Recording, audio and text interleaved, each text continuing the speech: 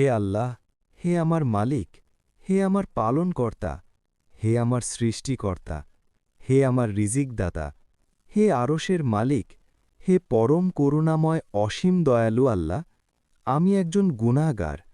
আমার মতো এত বড় গুনাহগার পৃথিবীতে আর নেই। আল্লাহ, আপনি তো মহান, আপনি তো সব বিচারকের শ্রেষ্ঠ বিচারক। আপনি দয়া করে মেহেরবানি করে আমাকে মাফ করে দেন। হে আল্লাহ, আমি আপনার শাহী দরবারে দুখানা হাত তুলেছি আমার বাবার জন্য। আমার বাবা আজ আমাদের সবাইকে ছেড়ে কবরবাসী হয়ে গিয়েছে। আমার বাবা দুনিয়ার মায়া ত্যাগ করে আপনার কাছে চলে গিয়েছে। হে আল্লাহ, ওই অন্ধকার কবরে আমার বাবার আপনজন আপনি ছাড়া তো আর কেউ নেই। আল্লাহ, আপনি দয়া করে মেহেরবানি করে আমার বাবাকে মাফ করে দেন।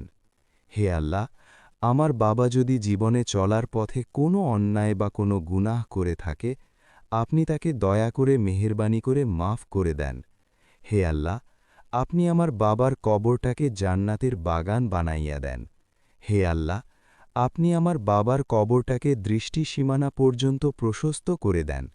হে আল্লাহ, আপনি আমার বাবার কবরটাকে আযাব মুক্ত করে দেন।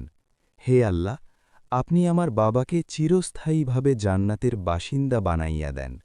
হে আল্লাহ, আমি আপনার কাছে ভিক্ষা চাই। আপনি দয়া করে মেহেরবানি করে আমার বাবার তামাম জিন্দেগির গুনাহগুলোকে মাফ করে তাকে চিরস্থায়ীভাবে জান্নাতের বাসিন্দা করে দেন। হে আল্লাহ, আপনি আমার বাবাকে মাফ করে দিয়েন। রব্বির হামহুমা কামা রব্বায়ানি সগীরা।